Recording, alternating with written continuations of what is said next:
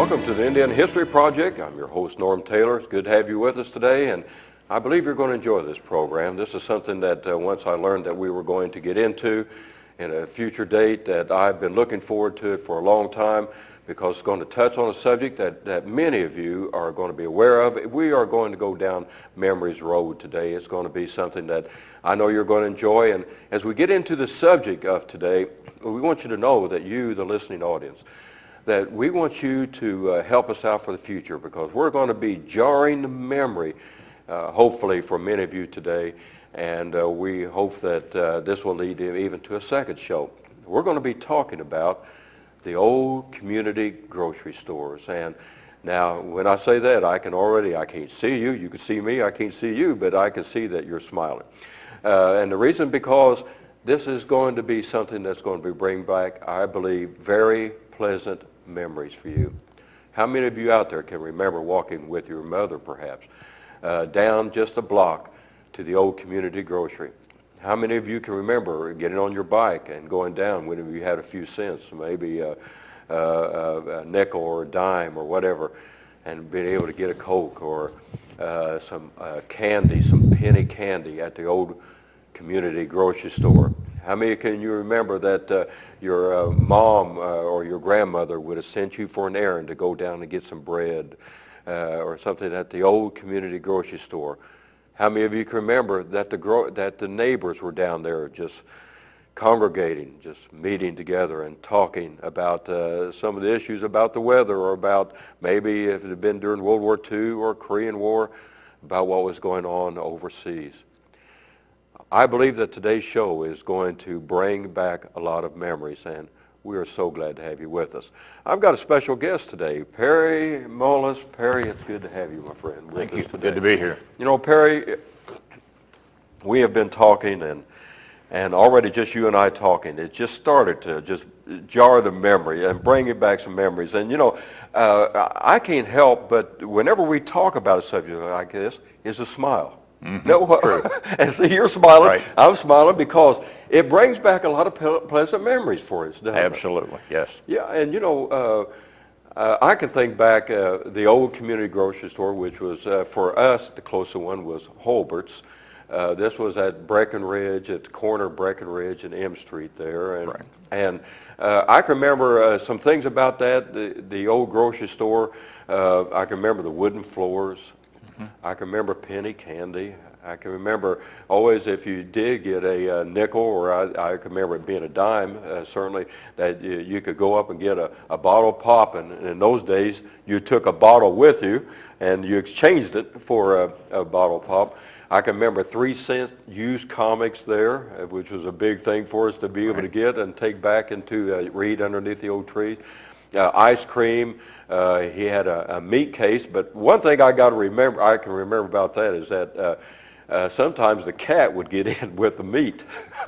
And so Mom would never buy the meat there because the cat would roam around sometimes in that meat case. But there's a lot of pleasant memories connected with that community grocery store for us as kids, because we would go up there and on those hot summer days. And what starts bringing back the memories to you? Why were you interested in doing a show like this about the old community grocery store? Well, what brought all this to me was I was born in Springville on a farm, and my dad made 10 cents an hour. And then he had an offer from his brother-in-law, who was John Spinks, who had a store on 6th Street. A building's gone now, between R and S. He had a huckster, a truck that ran out into the country and sold groceries. There wasn't any money. So basically what that huckster did, or peddler, was traded groceries for chickens and eggs. He needed somebody to run that, and so he offered my dad a job at $12 a week and free house rent on W Street. Well, my dad thought it was hog heaven, you know, and so we moved from Springville to Bedford. Well, what years was this, Perry? 1936. So you're talking about the Great Depression years. Absolutely, Great Depression. There Yeah. wasn't any money. There just wasn't any. So we lived on W and walked up. We walked, didn't have a car, to the huckster every morning. And I'm not sure when, but in a couple of years, John sold that truck to my dad. And consequently, we had to store groceries to put on that truck every day. Now, that truck was loaded with groceries every day. It was unloaded of chickens and eggs in the evening and reloaded for the next day. So my mother and I and my dad, as young as I was, I had to work. It was part of my responsibility and my job. As that occurred, people in the community, and there wasn't a lot, W Street was the last street west.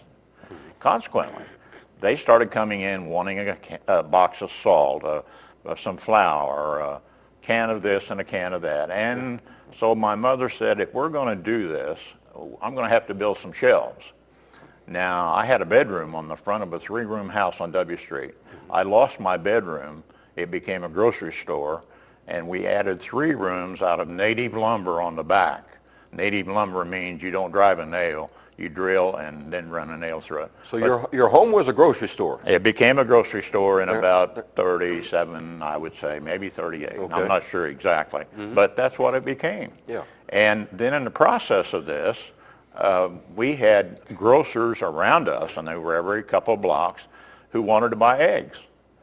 And so we built a canneler, which was nothing more than a coffee can, 3-pound about, and we put a light bulb in it, and in the evening we would cannel those eggs to make sure they were okay, and then we would go around to the stores and sell those eggs for money. There was no money in the country, so basically what we were doing was trading chickens and eggs for groceries. And that's how we got started in the grocery business. That's how I became acquainted with grocers every 2 or 3 blocks in Bedford, Indiana. And so these people were friends of ours. We weren't competitors. Okay. We were friends. I was going to ask you, what kind of made your parents make the decision, though, to try the grocery store business there, right there? Out of service to the people around them. Okay. If people were coming in and needed a box of salt, there's no way my mother would say, no, I'm not going to do that. So we... Well, you're bringing up already, my goodness, Perry, we could go on this. I mean, a couple or 3 things. The hucksters, first of all. Now, people are not going to go, do you know how I got the name the hucksters by any chance? No, I really don't. See, that would be an interesting show in itself someday, to do a show on that. And when you were talking about chickens, I can remember chickens being around everywhere. I mean, in town, people had just had chickens. Yes. So where were your chickens at, by the way? Oh, we had them on the truck. We had them coops. Yeah. And then every day we'd take them over to Joe True, who bought chickens on 5th Street. Yeah. Yeah. Is that the one that had the old the gasoline station later on, or no? That was no. That was a True. Totally different family. Okay. Right. All right. Yeah. So you had the chickens. You're talking about 1936 during the Great Depression there, Perry. That people didn't have any money. So were there times when people came that really needed items, but again, so they're bartering at this time because you didn't have the cash, so they're trading off things in. So or did you carry credit? Do you remember? Of course we did. Yeah. 2 or 3 things happened. The people who came to that truck would have 2 lists at least. A list that told us what they had to have. Then they had a second list of what they wanted if they had any money left when we weighed their chickens and counted their eggs. Then they had a third list, which usually was that 5 cents worth of candy that you talked about. Things like that, boy, we'd like to have this, but quite often it never got to list number 3. And my mother had a lot of people my age now forgotten, but she had a rule. If a kid comes to that truck, there will always be something put in that sack for that kid. Now that might be a little caramel, a BB bat sucker, didn't amount to much, but it was something they were thrilled to death with, and they never knew that their parent didn't buy that. Never knew that. She just dropped it in the sack. And I was told to do the same, Okay. Yeah. And that stuck with you, didn't it? Oh, absolutely. Now, money, if they needed the number 1 list and they didn't have enough to pay for it, my mom and dad would write that down. You can pay us next week. That went on and on. And by the way, most people were honest. There were a few, but for the most part, they were honest. So you had a ledger book kind of that, yes. And it kept of this. when things got better, did people come back to ever pay off those debts? Do you remember? Most of them. Yeah. Most of them. And you're talking about, again, the different time, the honesty thing. Yes. Again, Yes, it has. we're going to be going into a lot of great pictures here in just a few moments, Perry, but we're going to be showing some of the outside of the store. But again, people are going to be curious on what was in the inside, some of the products. What besides that, I can remember now. Back in the 50s and the 60s, well, I'm thinking of like milk was delivered to our house. We could go into a different, we could chase that rabbit, but milk was actually delivered. But what actually would have been in the grocery stores that you can remember, the old community groceries? Primarily the basics. And you know, you talked about meal and flour and salt and sugar, because we didn't sell much bread in the beginning. Mm-hmm. People baked their own. Okay. People had a garden, and so there were times during the year that you didn't sell many vegetables. But then when they ran out, then you bought canned vegetables in the winter or early spring when they ran out. Mm-hmm. They canned goods, but when they ran out, there was other things. But for the most part, it was basics. Steak, no. We sold sausage, bacon. I don't know where people know what Joe bacon is or not, but there was a lot of Joe bacon sold. There's probably some people out there nodding their heads yes, but there's going to be a lot of them saying nodding no. So what was Joe bacon? It was basically fat meat. Came out of the sides of the hog. Okay. And there was very little lean in it. But you cooked beans with it. Seasoned with it. You seasoned with it. Right. Right. We sold a lot of lard. A lot of lard. A 50-pound container of lard in the beginning. Mm-hmm. Sugar was in 100-pound sacks. Meal was in 10-pound sacks, because there was so much of it used. Mm-hmm. Canned goods was full. Let's see. I think they call them a number 2, as I remember. Some things I've forgotten. And a 2.5 was a big can, but they were all cans. Coffee was, for the most part, in a package. And containers have changed drastically over the years. Perry, do you remember, again, during this time that there would have been certain items that were not allowed? I mean, you had to have coupons for, it seemed like I can remember sometime during at least the war years or shortages and you know, and some of that you were only allowed maybe so much sugar or something. Do you remember any of those? Absolutely. Were they like coupons or something that people... Rationing. Yeah. And in the war years, that's what happened. And there were things that you could not buy without stamps or coupons. Mm-hmm. There again, I'm going to go back to the huckster days. There were people who didn't need meat stamps because they butchered. Mm-hmm. Those stamps would run out, and then we had 5 days after they ran out to use them, to give them back to our supplier. Mm-hmm. My dad would tell the customer, by the way, they weren't just customers, they were friends. Right. And he would say, you know, there are people who need these, and you're not going to use them. They'd say, take them. They didn't say, pay us for them, nothing. And he'd rip them out, lay them in a box, and we go down the road and somebody needed them. He didn't charge for them. He pulled them out, and he used those. So in essence, the government established a system, I guess, that was supposed to work. But we're all different. And so did it work? No, not really. But there were people like my dad who made sure it did work because he took care of everybody that he knew. By the way, gasoline was rationed. We had a man by the name of Cecil Easton who was an Aetna distributor. And we were going to have to cut back on our routes because we didn't have enough gas. And Mr. Easton said, Jiggs, that's my dad's, what he was called, you're taking care of people, I'm going to take care of you. We had a 60-gallon tank in the back garage, and he said that tank will never go dry. It never did. Oh. And because he took care of Dad, because Dad was taking care of other people. Perry, you'd mentioned something, and this is, again, a time during the Great Depression, people didn't have cars or they didn't have access, so it was a necessary thing to have these community groceries right here in the neighborhood where you could walk to them. Yes. A couple questions come to mind. You said that really, it seemed like, though, when these grocery stores were in such close proximity, that there would have been competition. I mean, it seemed like that they would have, you know, that they would, but there wasn't that? No, it was not that. They would help each other. Somebody ran out of something, he could go over and get it, pick it up. A block away, 2 blocks away. Yes, absolutely. And this is a place, again, you've kind of mentioned that the people knew each other. Do you remember this is a place where people would congregate, would just sit around and talk, or just happen to meet there? But this would be a place, kind of a meeting place, right? Absolutely. And going over the events of the day and so forth. And it was amazing how many people would go to the store at the same time every couple of days because they knew so-and-so also came to that store on Tuesday at 11 o'clock or something like that. Yeah. Sure it was. Yeah.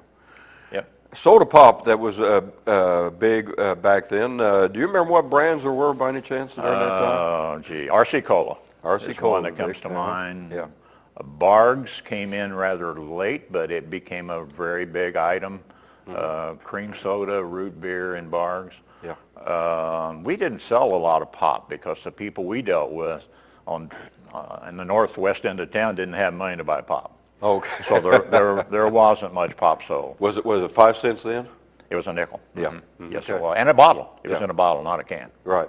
Yes. Right. But there wasn't much of it sold. But they had Kool-Aids. Did you have the old Coke machines? I mean, the old. How was it? So you didn't have soda pop machines or anything like that back in the old store? Just put it in a refrigerator. What about milk? Did you have milk? Oh yes, had milk, and it was probably prior to homogenization. Okay. And so you had to be careful and not let it freeze because the cream would always come to the top. And by the way, the creamery would come around to us, and we had a box out in front. Quite often they'd be at the store at 5 o'clock in the morning before we opened, and they would set that milk in this box so that when we opened up, the milk was there ready for us. Okay. What about the old, now we're talking about a lot of grocery store items that people are familiar with, but again, and I'm going to show a picture of the old Tender Hardware in just a moment, but what about, was there anything else that a person could purchase at some of these stores you remember besides things you ate? Were there any other kind of items that you can think of? Not with us. Feed, we always kept feed because there again, remember, people had chickens in their backyard. Right. So they couldn't go up to Standish or Heiss's feed stores. And so we would keep feed at the grocery store. And 5 pounds, 10 pounds, whatever we'd weigh out, because they couldn't go buy 100 pounds. Well, I can remember past guests talk about that, like these feed sacks, actually they were used for clothing. Do you remember anything about that? Oh yes, prints and the dresses were made off of those print sacks. In fact, my job quite often was to take the feed to the barn for the lady, and man, I had to be careful that I didn't prick that sack. Oh. Ooh, big trouble. So you probably had to do some shelving and some loading, unloading, and all that type of thing. That was part of your job of growing up then. Growing up every day. That's what I knew. Yeah. These are pleasant memories for you then. Oh yes. And I could tell whenever, we're going back, it's a time wherever, of course your folks were living at that time, and you have brothers or sisters? Had a sister about 7 years later, 6 years, and a brother another 6 or 7 years later. Oh, okay. So this is kind of, it brings back some memories of your folks being in there with the grocery stores and friends and neighbors. Right. A lot of them long gone now, but most of them. Very, very precious memories there. Yeah. I'd mentioned about the hardware stores. Now this has nothing to do with the community grocery. We're going to get into that in just a minute, some great pictures. But this was given to me by Marilyn Cleveland, which you guys will know if you watch my shows. She co-hosts with a Native American. I believe her mother had these pictures. But you can tell the old Tender Hardware store, which was on the east side of the square, as I can remember. Right. And this is a beautiful shot here of the old soda fountain, and if you can make out there at home, there is sporting goods there. There was rifles that they sold in there. That was a little bit about everything there. There was an old, that would have been a new one then, washing machine that is in the back of this picture. And so a lot of great memories there at the old Tender Hardware store that maybe many of you probably can remember there. You said you didn't get downtown too much there, so you may not remember this Tender Hardware there. Here's another great shot, maybe taken about the same time. Again, you can see the old pop bottles there and the old soda fountain there, and Coca-Cola insignia there in the back. So great shots of the old Tender Hardware store. Mary, You and I probably share something in common, is that you want to preserve. You'd like to see some of these things preserved, and because you and I are going to be gone one of these days, we would like the community to know that these places existed, how important they were for the community, and many of these places that we're going to look at here in just a few moments, there are still some of the buildings there. Some of the buildings aren't there anymore. Some of the people don't have. But you know, what I'm going to ask for the community to do is that whenever we start showing these pictures, and some of these things, some of these pictures, we don't even know who the people are, or we don't have a lot of information on. But if you recognize some of the pictures, some of the people in the pictures, or if you know more details than what we're giving you today, well, let us know. We'd come back and do a second show, wouldn't we? Sure. If you have some old pictures of some of these groceries that we don't have today, let me know where I can make copies, and we'll do a second show on this. So we're going to look at some pictures. First picture there, Perry, is the 900 block of Lincoln Avenue. What can you tell me about that place right there? Well, it looks terrible right now, but at one time there was a porch out on the front of that, and as you'll see, it's very narrow and elongated, which was very typical, but it hasn't moved. That's where it was when I remembered as Al Horn's Grocery. Al Horn's Grocery. Al Horn's Grocery, and it's been there, I don't know, over 60 years. Would this have been a typical building of about the size of what a grocery store, you know? Yes, very much so. You'll see some pictures later that are a little wider than that, but that was pretty typical, narrow and long. Well, you know, Perry, people are going to say today, you know, we've got our JC stores, we've got a Walmart that has a big grocery, I mean, all the massive items, and they're going to look at this and say, there wasn't anything offered. If you'll think in terms, if you walk, and by the way, that wasn't the door that was on there at the time, but if you think in terms of walking in that store, immediately what you had was shelves. Down all sides was shelves. In the back, probably, and I'm not sure about this one, there would be the meat cases. In the middle, perhaps, if it was wide enough, there would be another set of shelves. So really all you had was enough space to walk down and pick up what you wanted, or quite often you would walk in and tell them what you wanted, and they would go get it for you. Opposed to what you see today is nobody gets anything for you. You go get it, come up to the front and pay your bill. So now, now you're talking about every block or block and a half that there was actually one of these kind of grocery stores on there. So people that brought in for you know, the canned goods, whatever, would they make this then to several stops, or was everybody kind of carrying the same kind of items, or did different stores carry different kind of items, Barry? Pretty much the same, and the thing that as I remember, that divided some stores was some meat cutters. There were people who had extremely good meat cutters.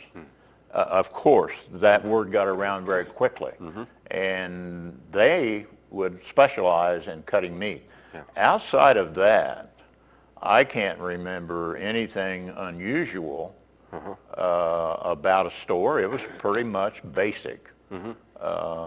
And again, these were pretty much family-owned businesses. For the most part, most of them would hire people, but if they didn't have, in our case, it was all family. But quite often, the Spinkses, for instance, there was Mr. Spinks, and then none of the rest of his family worked there, and so he hired 3 people, and that was typical. Pretty typical. Pretty typical, right. Okay. The next slide we have here is our street grocery. Now, we still see that. That's been a good maintained building and so forth. So it's been around for a lot of years. What, as you can remember, what grocery store was that at one time? I don't remember the name originally. As I remember that store, it was Quackenbush. Okay. But prior to him, there were other owners there. But that store, again, it's been there for 50 plus years. And the Quackenbushes, he became mayor, if you'll remember. And then Jerry. About what year was that there, Perry? Do you remember when he was mayor? For 50s, I'd say, maybe even the 60s. But that building is still in good shape. And do you think that would have been the way that the grocery store would have looked similar? I mean, I know there's been modifications, but did they add on to that grocery store back? I dare say they did, and I don't remember exactly, but it seems to me that the right side of that building was added on to several years ago. And by the way, interestingly enough, just down the street to the north was a J.C. store. Yeah, and you mentioned that J.C. was in the areas during the 1930s, 1940s. Yes. J.C. was in this area there. Yes, they were. Mm-hmm. Yeah. And a lot of people don't remember when that store was there, but Yeah. it was one of the first J.C.'s to go out of business. But it's just a block away. Yeah, okay. Okay, this is in the area, again, pretty close to where we're talking about, 1417 R Street. Right. What about this place? I was never very familiar with it, but you can see again, it's narrow, very, very narrow, Right, but long. Right. And consequently, And again, why was it? It was just the way that they built the buildings. I mean, why were they so narrow and long then at that time? not much property. Okay. Next to Okay. this, see where the empty lot is? Right. That was a service station. There was gas pumps there. Okay. And so there wasn't much room there. That was added on, as you can probably see at the back, at one time, but all of that together was not very large. No, not at all. And by the way, to give you another idea, between this store and the one you just saw on our street, there was another store at 13th and R called Hall's. There It was is three now right a there in house. There were three within 3 blocks. One which you don't have a picture of, Hall's Grocery, Okay.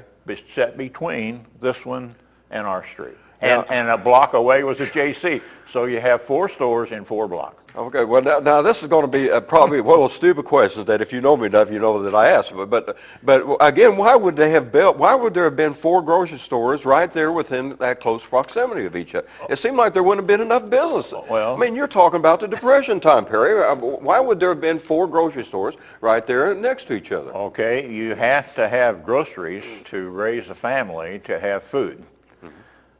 Think in terms of right to the west of all 4 of these stores. Take all 4 of them and put them in a row.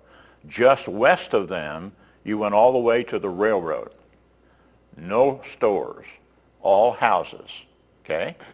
Now, just to the east of our street, there was one grocery, and that was Bridwell up on Peace Street.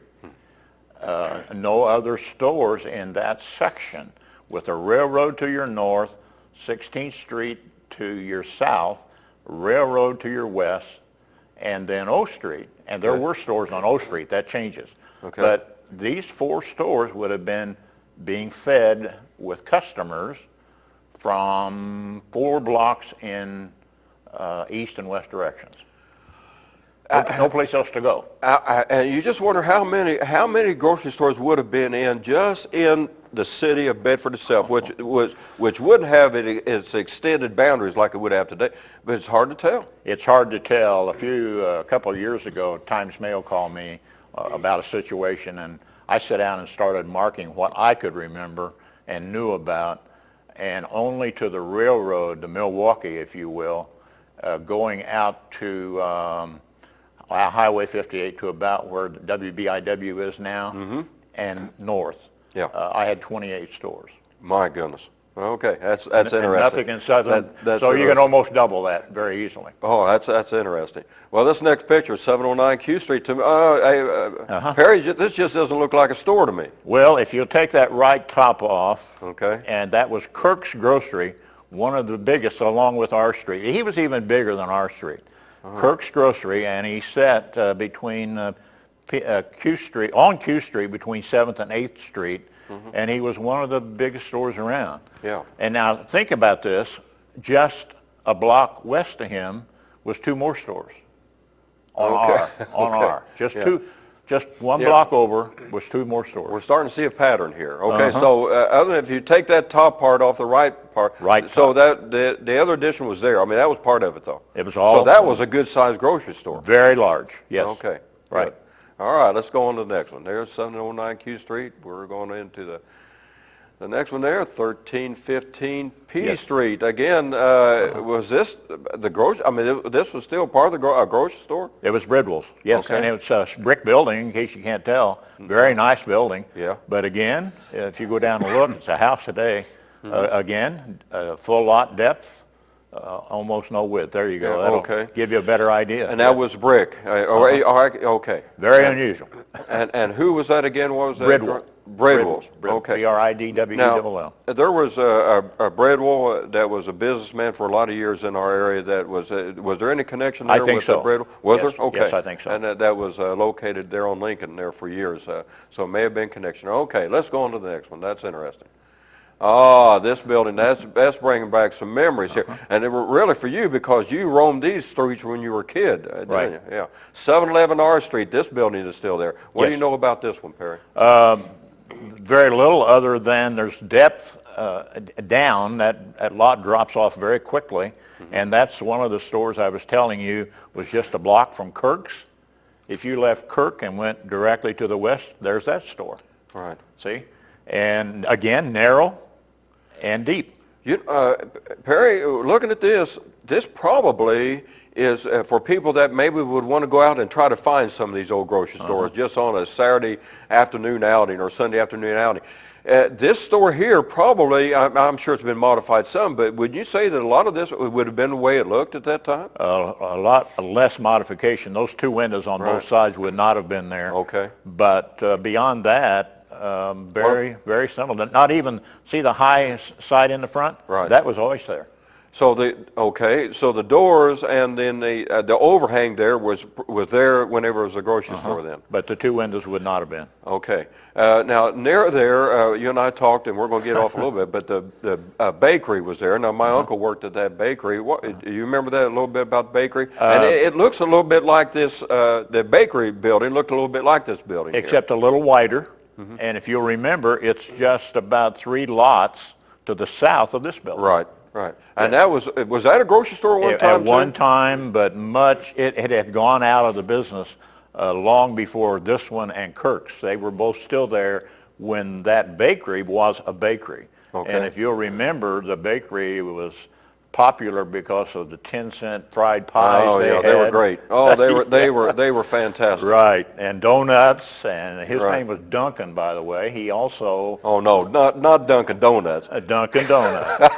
Okay. He also was a manager at Honeycrust Bakery. Where was that located at? On J Street, where I'm at now. Where the Okay, that was Carquest Honey. store. Oh, I can remember going by that street, and when they were baking that bread, man, that smelled good. Yes. Anybody out there remember that the old bread bakery? Whenever it made you hungry for that bread. It was a great smell. Let me explain something about bread that people probably need to know. In the very beginning of my involvement in the grocery business, there was very little bread. We did not sell bread. The first bread I remember was up at the Honeycrust, and we would stop and pick it up because they didn't deliver in the beginning, but it wasn't sliced. You would pass there and smell that, and you would go in and break that open and take a stick of butter or oleo or jam. Yeah. Oh, man, was it good.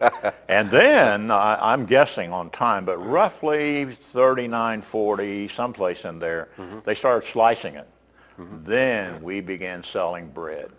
So that was a big thing when they went to sliced bread then. Absolutely. Yeah. It dropped the flour and the meal, and those sales went way down because people now could buy sliced bread. Yeah. And I wish I knew exactly, but roughly 40. Well, you know, Perry, and I know we've been able to buy sliced bread for a long time, but boy, I tell you what, there's nothing to beat that homemade bread, is there?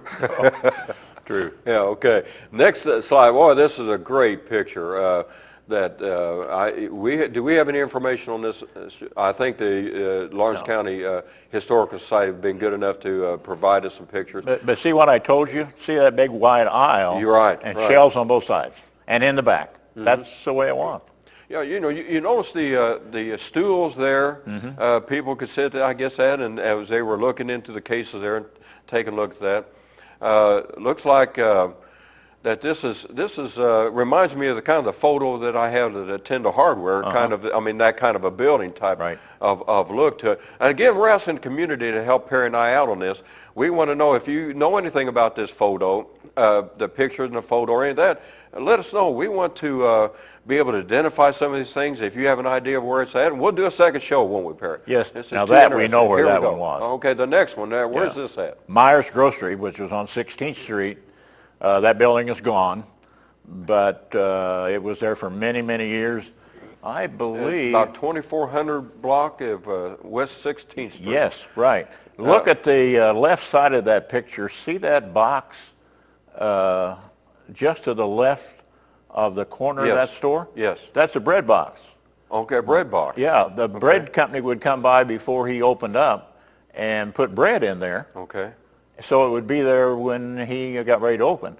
Okay. I have a feeling the other two are probably the milk that I was talking about. They also would set that milk, and by the way, if it was hot weather, he'd have to put a little ice in there, but for the most part, it was just an hour or so. They'd set that milk in those boxes so that when he opened, he had bread and milk to sell. Okay. Because that was an everyday occurrence. Bread and milk had to be fresh.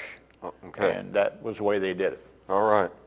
On that 2400 16th Street, again, shot, today, about what would be the area? So if people are kind of going out trying to find the area, where would that, you have any idea where about that would have been? Yes, there is a kind of a small mall of an effect in there.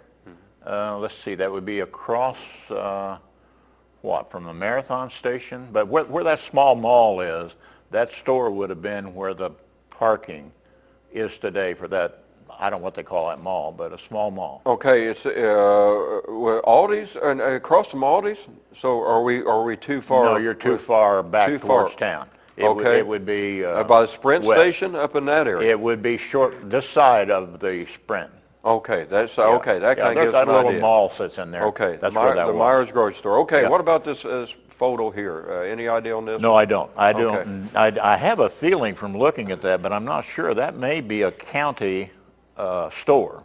Okay. You got to understand also every community, Heltonville, Bartlettsville, Huron, they all had 2 and 3 grocers, not one. I'm glad you brought that up. Yeah. But Perry, you'd mentioned that maybe Heltonville had maybe about 3 stores back then that you can remember. yes, I can. 3 that I can remember. Can you remember any of the names of those Hegwood. groceries? Okay. Hegwood was the last one to operate, and by the way, it's still open. Okay.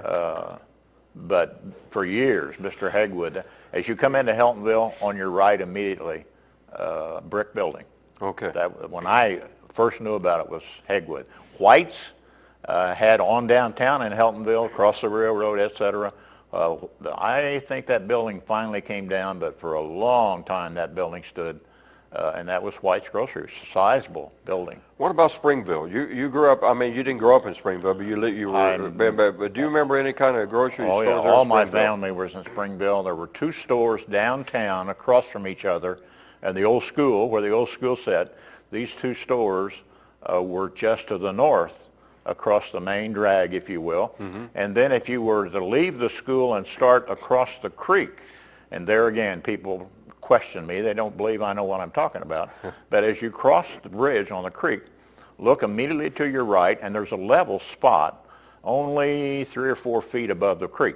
I know what you're talking about. Okay, that was a grocery store. Oh, okay. That building's gone. It's just an open lot. Then you move on up that hill, if you will, to your right, and you'll see a lot of concrete on your right. There was a big grocery store there. Okay. So in my lifetime, they didn't all operate. 3 of them operated in my lifetime. But there were 4 stores back in the 30s and 40s in Springville.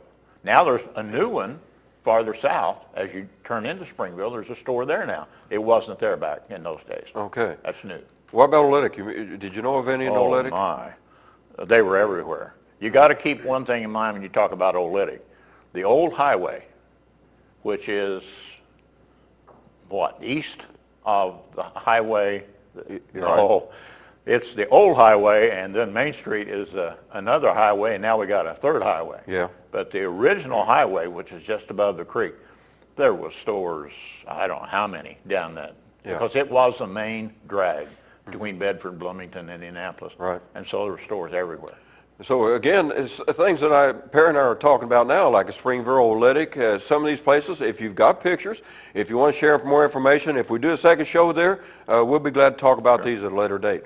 The picture we have coming up right now is the, boy, what a great shot this is. We believe that this maybe was on the square, Perry, as far as you know. Best I know. I mean, this is horse and carriage days there. Right. You have any idea when this maybe would have been 1920s, maybe? Well, it had to be. Because before the advent of maybe the automobile was invented, Yes. but it wasn't widely used. And I don't remember that building, and I have a feeling that building was torn down. And as best as I can find out, that was someplace in the vicinity of the center of that block. Yeah.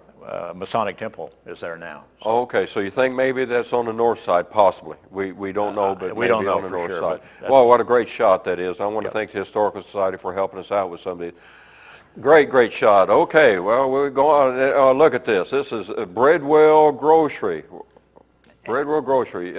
And again, this looks like the horse and carriage days, so you're talking about maybe 1910s, 1920s, we don't know. But don't boy, know. what a great shot. You know, when I look at this photo, though, I love the wide streets there. Uh-huh. You know, that when I go out west heading for the reservation, some of the old towns there, Perry, you got the wide streets there because of the horse and carriage and so forth.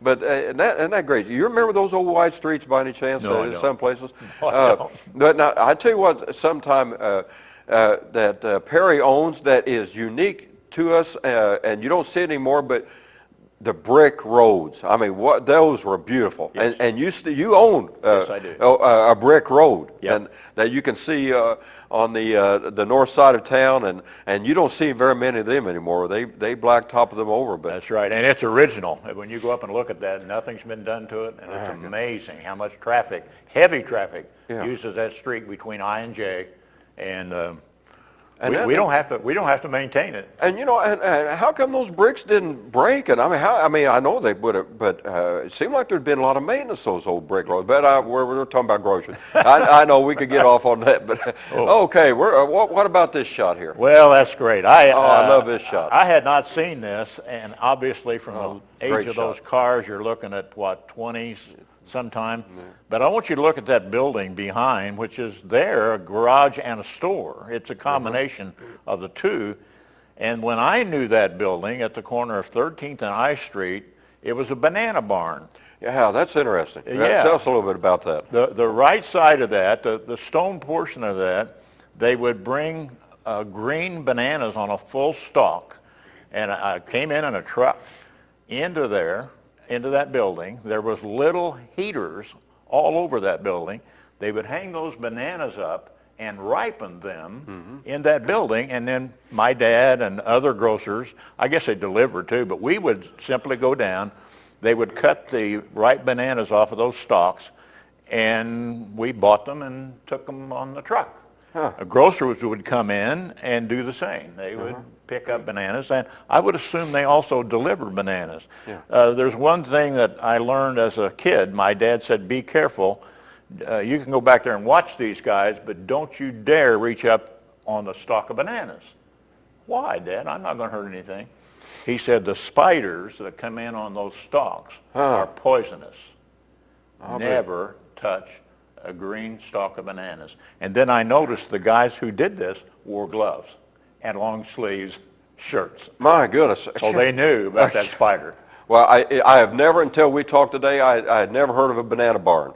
Is that building still there? Still there. It's still there, and that's at 13th and I Street. Is that right? 13th and I on the south I'm going to look for that next west time I corner, build. southwest corner. Okay, 13th and I Street. That's where the banana barn was at. That's How right. many out there remember a banana barn? I see some shaking their head. Okay, but not too many. Not very many. Oh God, this is another great. This was maybe in Heltonville. Yeah, Heltonville. I think so. Okay. Well, there was some kind of big gathering that was going on then there, Perry. Sure was. At Heltonville. I don't know if that was what the celebration was then, but boy, people turned out for that. What a great Right. shot that is. I believe that was a Norman general store, if I'm not mistaken. The Norman General Store. I Uh-huh. think you're right. Your eyesight is good. Wow, what a great shot. And we don't know what the occasion was there. No. Now, Perry, we don't know these people. Nope. I guess, do we? And, No, I don't. So, but if anybody out there recognizes them or recognizes the building behind them, let us know, and we'll talk about it at a future date. Here's again some folks we don't know. Right. Wow, but I love these old pictures, even if I don't know the people. And here's a young lady and probably her mother that looks like they're dressed up and went on to town today. Again, a great shot of three people. We don't know who these people are, but if you do, let us know. We would love to know. Okay, and again, these are shots that. We know anything about this photo here, Perry, at all? No, I don't. No, but very typical. As you will look around, there's not a lot of merchandise on those shelves. No. But the shelves are where? On all sides. Yeah, there they are. Mm-hmm. And by the way, see what kind of heat. If you'll see that flue Yeah. coming up, Yeah. that's the way those buildings were heated, was with a stove. Was it mainly wood or coal? Could have been either Could have back been then. either. Could have Okay. been either. On this shot here, Perry, I like on the back, if you'll see on the right-hand corner, that the brooms up Yes. there. So that's Right. neat. And there's you could look at this photo for a long time. Okay, I think you know these folks. Who are these folks? They here? look somewhat familiar. I think that you haven't changed any. Who? Right, yeah, I've heard that a few times lately.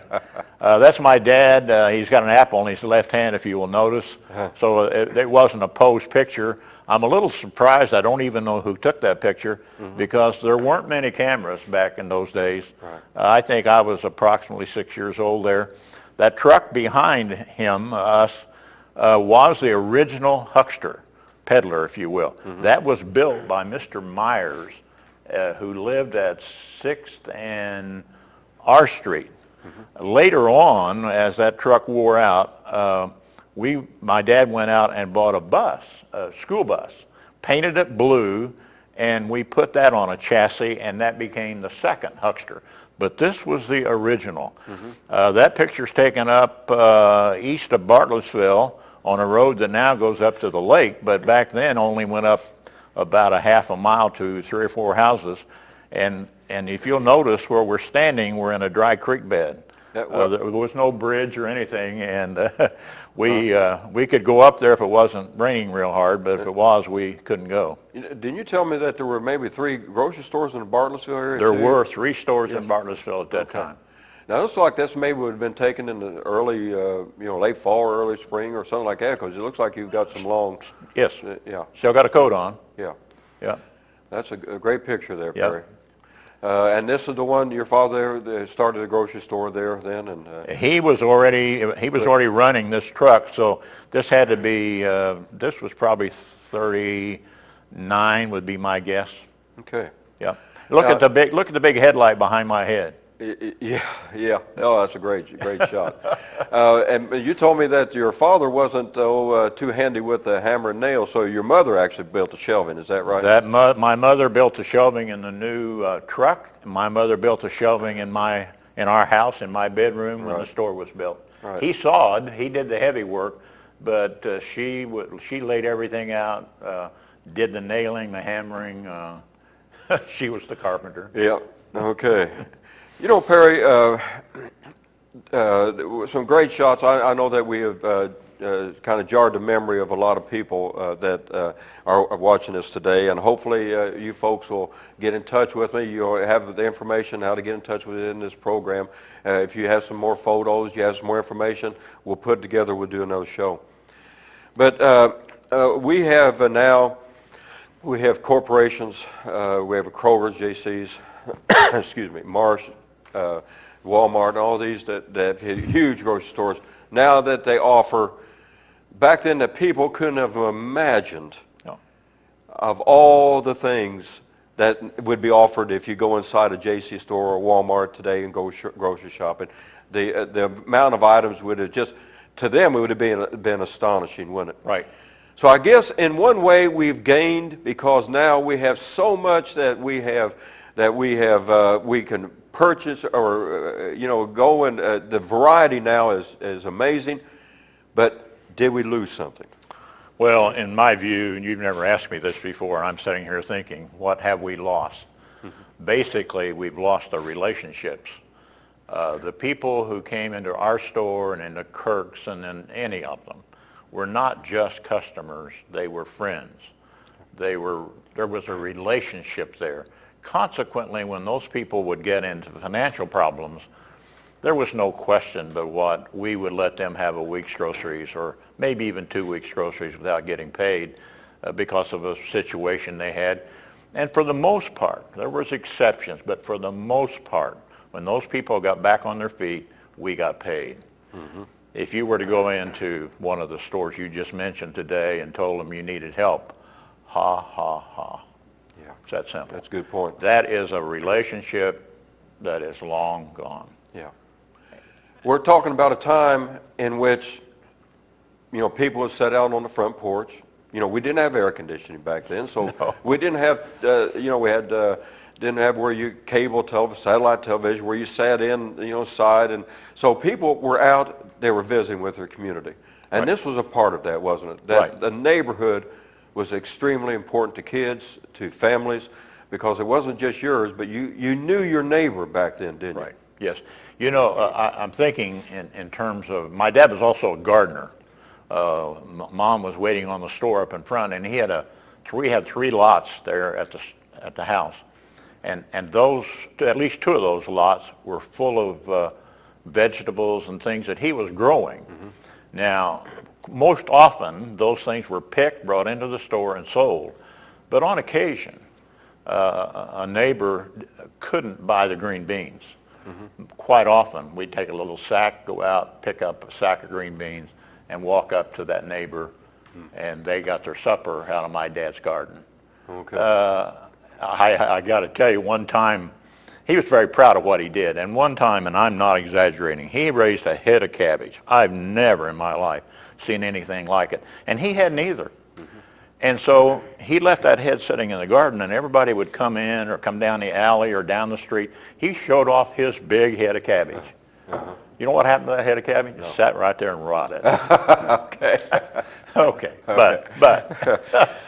Wow, Perry. I mean, that's a great stories. Folks, today you can't, and we're running out of time, but you can't go in. We don't have these big grocery stores. The big chains have come in. It's changed the way that the grocery stores are doing now. But we still feel like this has been an important part of our past, that we want to preserve what these grocery stores meant, what neighbors meant, what neighborhoods meant to people in years ago. And some of us that lived that, we kind of yearn for that a little bit. Yes, we do. When we Perry. But anyway, these old grocery stores are gone now, except that now we've been able to preserve some of it for this program, but also some of these buildings are there. Some Sunday afternoon, go out and see if you can locate some of these buildings, and remember that at one time in our not too distant past, people would come from the neighbors and gather around these grocery stores, these buildings. There's a meeting place. They come and they shared the good times, the bad times. A lot of history was talked about in these buildings. It was an important part of our community. And folks, maybe we need to get back to getting to know our neighbors again. And This is what the old grocery store used to do for us. I'm Norm Taylor, and our guest was Perry Mullis. We're glad you watched it. Hopefully, we'll do another one. Thank you for watching.